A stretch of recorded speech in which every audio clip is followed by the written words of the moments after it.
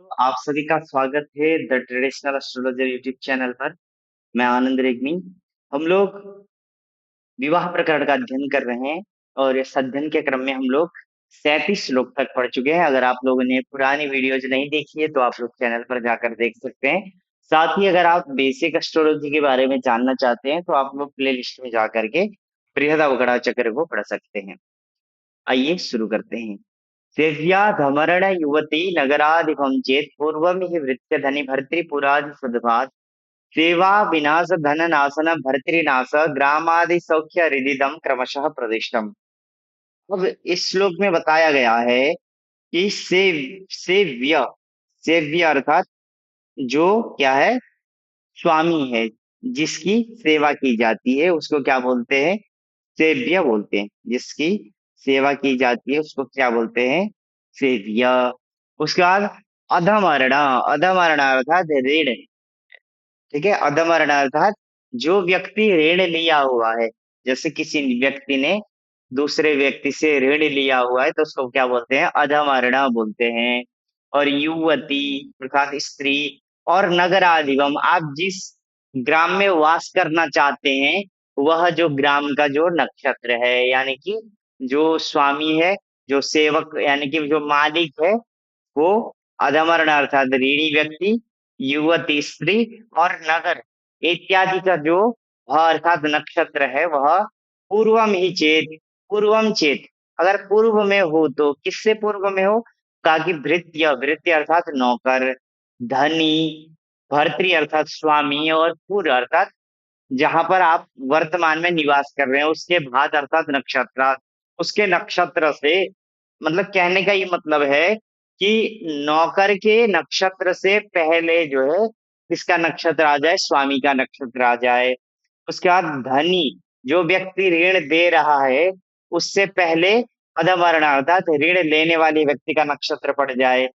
भर्तृ अर्थात पति, पति के नक्षत्र से पहले युवती पत्नी का नक्षत्र पड़ जाए। अथवा पूरा पुर, यानी कि जिस नगर में आप वर्तमान में रह रहे हैं उससे पूर्व में उस पुर का, उस नगर का नक्षत्र आ जाए जिसमें आप शिफ्ट होना चाहते हैं। तो ये इसमें क्या फल होगा, तो गागी पहला जो है वह क्या हो जाएगा, सेवा विनाश, सेवा का विनाश होगा। अगर नौकर के नक्षत्र से पहले मालिक का नक्षत्र आ जाए तो किसका नाश होगा, सेवा विनाश अर्थात जो नौकर होगा वो अच्छे से मालिक का सेवा नहीं करेगा। अगर ऋण देने वाले से पहले अगर लेने वाले का नक्षत्र हो जाए तो धन नाशन, धन का नाश होगा, यानी कि हो सकता है कि ऋण लेने वाला व्यक्ति भाग जाए, इसलिए वैसे व्यक्ति को ऋण नहीं देना चाहिए। फिर उसके बाद पति के नक्षत्र से पत्नी का नक्षत्र पूर्व में आ जाए तो क्या होगा, भर्तृनाश, पति का सुख कहीं ना कहीं क्या होगा, बाधित होगा, पति के सुख का नाश होगा। उसके बाद जिस नगर में आप वर्तमान में रहते हैं उससे जहां आप शिफ्ट करने वाले उस ग्राम, उस नगर का नक्षत्र यदि पूर्व में पड़ जाता है तो क्या कहा कि ग्रामादि सौख्य हरित, ग्रामादि का जो सुख होता है उसका क्या करता है, नाश करता है। ऐसा क्रमशः प्रतिष्ठा, ऐसा क्रमशः यहाँ पर क्या किया गया है, बताया गया है। इसलिए ऐसे ऐसे कंडीशंस को भी ध्यान में रखना चाहिए। इदम क्रमशः प्रतिष्ठम, यह जो चीज है वह क्या बताया गया है, क्रमशः बताया गया है। अब यहाँ पर आ गया कुज शुक्र सौम्य शशि सूर्य चंद्रजाः कवि भौम जीव शनि गुर सौरयो गुरु इह राशिपाः क्रिय मृगास्य तौली केंदु भतो नवांश विधिरुच्यते बुधैहि। अब कहा कि यहाँ पर दो चीजें बताई गई, एक तो राशियों के स्वामी और एक नवमांश पति। सबसे पहले राशियों के स्वामी के बारे में हम लोग जानते हैं। कुज अर्थात मंगल, शुक्र, कुज शुक्र, सौम्य बुध, शशि चंद्रमा, सूर्य, चंद्रज अर्थात बुध, कवि शुक्र, भौम मंगल, जीव बृहस्पति, शनि और सौर्य अर्थात शनि और गुरु बृहस्पति। ये क्रमशः यह राशिपाहा, ये जो चीज है वह क्या है, राशिपाहा, राशियों के क्या है, पति है, राशियों के स्वामी है।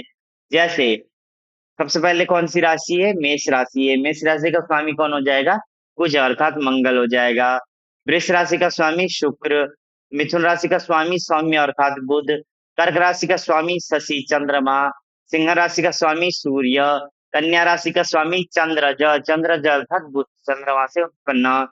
उसके बाद तुला राशि का स्वामी कवि अर्थात शुक्र, वृश्चिक राशि का स्वामी भौम अर्थात मंगल, धनु राशि का स्वामी जीव अर्थात बृहस्पति, मकर राशि का स्वामी शनि, कुंभ राशि का स्वामी सूर्य अर्थात शनि, और मीन राशि का स्वामी कौन है?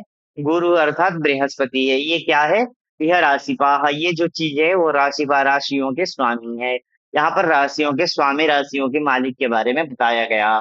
अब उसके बाद कह रहे हैं कि प्रिय, प्रिय अर्थात मेष राशि, प्रिय मतलब मेष राशि, मृगास्य अर्थात मृग मतलब मृग, हास्य मतलब मुक्त, तो मृगास्य कहा जाता है मकर राशि को, क्योंकि उसका जो मकर राशि का जो पूर्वार्ध है उसका स्वरूप कैसा बताया गया है? मृग के मुख की तरह बताया गया है। तो मृगास्य अर्थात मकर, और तौलिका, तौलिका अर्थात तुला राशि, और इंदु, इंदु अर्थात चंद्रमा, चंद्रमा का भाव अर्थात चंद्रमा का नक्षत्र, तो क्या हो जाएगा? कर्क राशि हो जाएगा।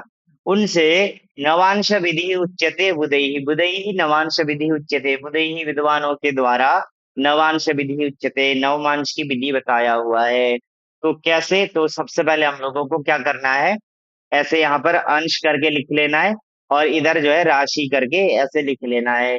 तो मेष, वृष, मिथुन, कर्क, सिंह, कन्या, तुला, वृश्चिक, धनु, मकर, कुंभ, मीन, ऐसे हम लोगों ने 12 के 12 राशियों को लिखा। अब सबसे पहले मैं आपको बताऊं कि नवमांश क्या होता है। नवमांश मतलब होता है राशि का 9वां भाग। तो एक राशि में कितने अंश होते हैं? 30 अंश होते हैं। ठीक है, एक राशि में कितने अंश होते हैं? 30 अंश होते हैं। 30 अंश को आप लोग कितने से भाग दे दीजिए? 9 से भाग दे दीजिए। 30 को जब 9 से भाग दे देंगे तो 9 ते कितना हो जाएगा? 27 हो जाएगा। 9 ते कितना हो जाएगा? 27 हो जाएगा। ठीक है, अब यहाँ पर बच्चा कितना? 3 6 बचा। 3 को फिर 60 से गुणन कर दीजिए। 3 को कितने से गुणन कर दीजिए? 3 को 60 से गुणन कर दीजिए। तो 60 से 180 हो जाएगा। ठीक है, 60 से कितना हो जाएगा? 180 हो जाएगा। जब इसको भी आप 9 से भाग दे देंगे तो 20 बार जाएगा। 20 बार जाएगा तो कितना हुआ? 3 20 हुआ। इसलिए यहाँ पर अंश में देखेंगे, पहला कितना है? 3 20 है। फिर इस 3 20 में 3 20 को जोड़िए। 3 20 में 3 20 को जोड़ेंगे तो 20 20 40 हो जाएगा। यहाँ पर 40 लिख दिया। उसके बाद 3 3 कितना हो जाएगा? 6 हो जाएगा। इसलिए दूसरे नंबर पर क्या हुआ? 6 40 हुआ। फिर 6 40 में 3 20 जोड़िए, तो जब इस 20 को इस 40 में जोड़ेंगे तो 40 और 20 कितना होता है? 60 होता है। और ज्योतिष में जहां भी 60 के ऊपर संख्या जाएगी उसको जीरो मान लिया जाता है, और एक जो है वो दूसरी तरफ ऐड हो जाएगा। तो इस 40 में जब 20 जोड़ेंगे, 40 20 60 हुआ। 60 का मतलब हो जाएगा जीरो। 60 का मतलब कितना हो जाएगा? जीरो।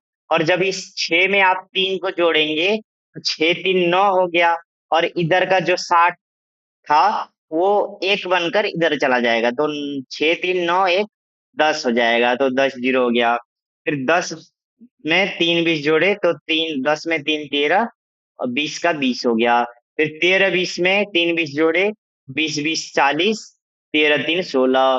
फिर 16 40 में 3 20 जोड़ेंगे तो 40 20 60, 60 होते ही यहाँ पर जीरो हो गया, एक इधर चला गया।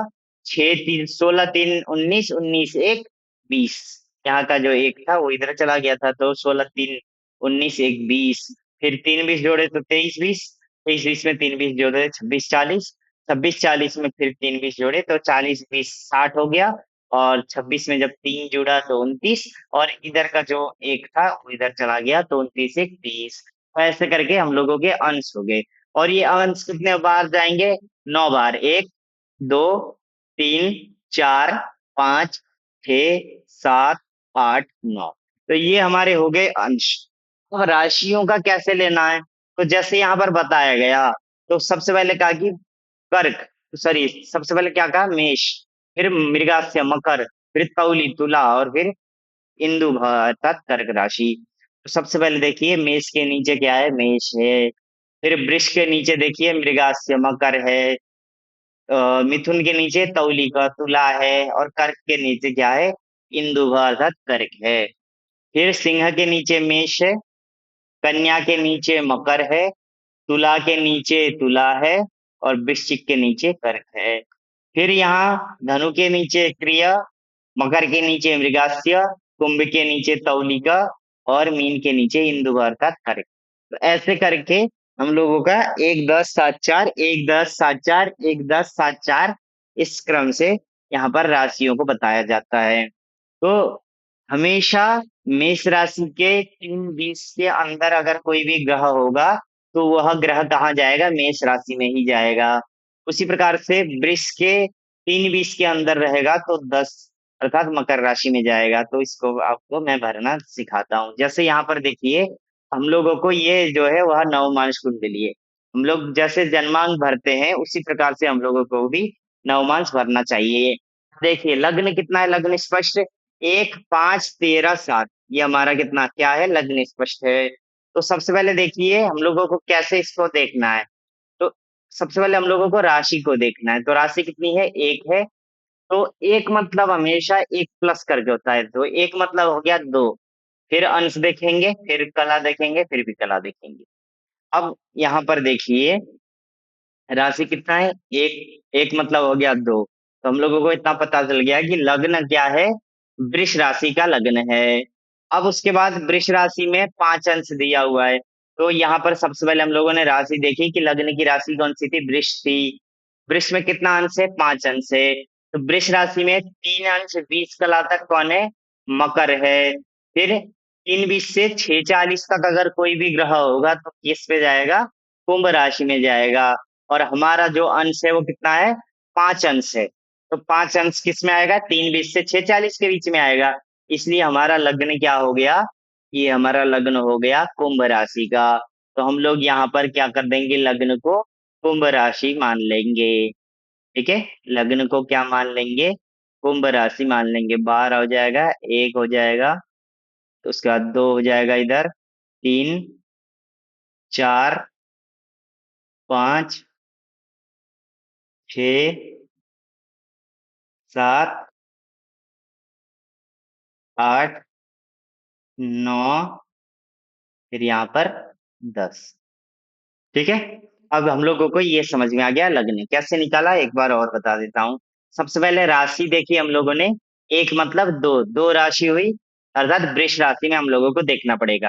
अंश कितना है, 5 अंश है। तो वृष राशि के 5 अंश में देखा हम लोगों ने, कौन था, कुंभ था। तो इसलिए हम लोगों ने लग्न क्या रख दिया, कुंभ रख दिया। और उसी प्रकार से सूर्य देखते हैं। सूर्य कितना है, 4 राशि है। तो 4 मतलब क्या हो जाएगा, 4 + 1 5 हो जाएगा। पांचवी राशि कौन सी है, सिंह राशि है। अंश कितना है, 17 अंश है। तो यहाँ देखिए सिंह राशि कहा गया, सिंह राशि है यहाँ पर। सिंह राशि का कितना अंश है, 17 अंश। सिंह राशि शुरू होता है मेष से, 3 20 में मेष रहेगा, 6 40 में वृष रहेगा, 10 तक मिथुन रहेगा, 13 20 तक कर्क रहेगा, 16 40 तक सिंह रहेगा। और हमारा जो अंश है वो कितना है, 17 अंश है। तो 17 अंश आता है 16 40 से ऊपर और 20 से नीचे, तो इस वाले भाग में 17 अंश आएगा। तो ये जो सूर्य ग्रह है वह कहाँ पर जाएगा, ये जाएगा कन्या राशि में। ये सूर्य ग्रह कहाँ जाएगा, कन्या राशि में। तो हम लोगों ने सूर्य को कहाँ लिख दिया, यहाँ पर सूर्य को लिख दिया। ठीक है, यहाँ पर हम लोगों ने सूर्य को लिख दिया। उसके बाद देखते हैं चंद्रमा। चंद्रमा कितना है, 7 राशि, 7 मतलब हो जाएगा 8, 8 अर्थात वृश्चिक राशि। अंश कितना है, 8 अंश है। तो वृश्चिक राशि में देखते हैं, वृश्चिक राशि हुई ये, वृश्चिक राशि के 8 अंश पे अर्थात 3 20 पे हो जाएगा कर्क, 6 40 पे हो जाएगा सिंह, और 6 40 से लेके 10 के बीच में हो जाएगा कौन, कन्या। और हम लोगों का अंश कितना है, 8 अंश है। तो क्या हो जाएगा, 8 अंश मतलब 6 40 से लेके 10 के बीच में। तो ये भी कहाँ चला जाएगा, कन्या राशि में ही जाएगा। तो ये भी कहाँ गया, कन्या राशि में ही गया। चंद्रमा जो है वह कहाँ गया, कन्या राशि में ही चला गया। अब फिर देखते हैं मंगल। मंगल कितना अंश है, मतलब मंगल कितनी राशि है, 8 राशि। 8 मतलब हो जाएगा 9, अंश कितना है, 17 अंश है। तो 9 राशि मतलब धनु राशि, धनु राशि के 17 अंश पर देखना है। धनु राशि के 17 अंश पे, तो ये हो गया धनु राशि।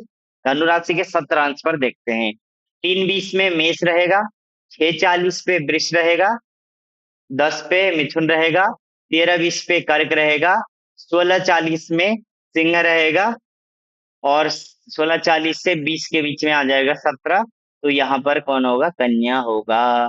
तो ये मंगल कहाँ गया, कन्या राशि में ही मंगल भी गया। उसके बाद बुध देखते हैं। बुध कितना राशि है, 4 राशि है। 4 राशि मतलब पांच, पांचवी राशि कौन सी है, सिंह राशि है।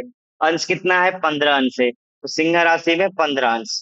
तो सिंह राशि में 3:20 तक मेष हो जाएगा, 6:40 तक वृष हो जाएगा, 10 जो है वह मिथुन हो जाएगा, और उसके बाद 13:20 जो है वह कर्क हो जाएगा, और 16:40 जो है वह सिंह हो जाएगा। और हमारा अंश कितना है, हमारा अंश है 15 अंश। हमारा अंश है 15 अंश, ठीक है। हमारा अंश कितना है, 15 अंश है। तो हमारा जब एग्जैक्ट 15 आता है, तो हम लोग क्या मान लेते हैं, ये 15 से आगे बढ़ चुका है, क्योंकि यहाँ पर क्या है, कला आगे बढ़ चुकी है। तो इसको हम लोग 15 पे न मान के जो 16:40 वाला भाग है, सिंह राशि का जो 16:40 वाला भाग, अर्थात यही 13:20 से लेके 16:40 के बीच क्या होगा, सिंह राशि होगा। तो सिंह राशि में हमारा क्या चला जाएगा, बुध चला जाएगा। तो सभी को इसी प्रकार से भरना पड़ता है, ठीक है, सभी ग्रहों को इसी प्रकार से भरना पड़ता है। अब यहाँ पर ये जो मेष, मकर, तुला और कर्क बताया गया है, उस तरीके से भी आप लोग कर सकते हैं। दूसरा एक विधि भी मैं बता देता हूँ जो आप लोग फॉलो कर सकते हैं। जैसे क्या होता है कि दूसरा एक नियम ये है कि ये आया कहाँ से, तो उसके लिए चर राशि जितनी भी है वो हमेशा अपने से ही शुरू होती है, ठीक है। जैसे आप देखिए, मेष राशि चर है, तो मेष राशि के 3 विषय मेष ही रहेगा।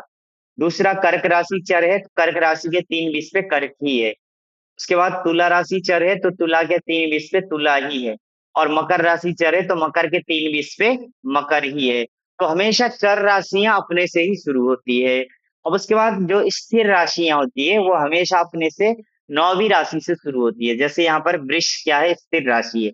वृष के 3 विषय देखिए मकर है, कैसे, तो वृष से 9 गिनिए, वृष 1, मिथुन 2, कर्क 3, सिंह 4, कन्या 5, तुला 6, वृश्चिक 7, धनु 8, मकर मकर 9, ठीक है, मकर 9। तो यहाँ पर क्या हो गया, मकर हो गया। उसके बाद सिंह से 9 गिनिए, तो सिंह 1, उसके बाद कन्या 2, तुला 3, वृश्चिक 4, धनु 5, मकर 6, उसके बाद कुंभ 7, धनु कुंभ 7, मीन 8, मेष 9, ठीक है, इसलिए यहाँ पर क्या हो जाएगा, मेष हो जाएगा। उसके बाद वृश्चिक राशि है, स्थिर राशि, तो वृश्चिक में 9 गिनिए, तो वृश्चिक 1, धनु 2, मकर 3, कुंभ 4, मीन 5, मेष 6, वृष 7, मिथुन 8 और कर्क 9, इसलिए यहाँ पर क्या है, कर्क राशि है। उसके बाद कुंभ राशि स्थिर है, तो कुंभ में 9 जोड़िए, कुंभ 1, मीन 2, मेष 3, वृष 4, मिथुन 5, कर्क 6, सिंह 7, ठीक है, सिंह 7, कन्या 8 और तुला 9, इसलिए यहाँ पर क्या है, तुला है। तो ये हो गया स्थिर राशि का। अब जितनी भी द्विस्वभाव राशियां हैं वो हमेशा अपने से 5वीं राशि से शुरू होते हैं। तो द्विस्वभाव राशियों में क्या होगा, 5वीं राशि से शुरू होगा।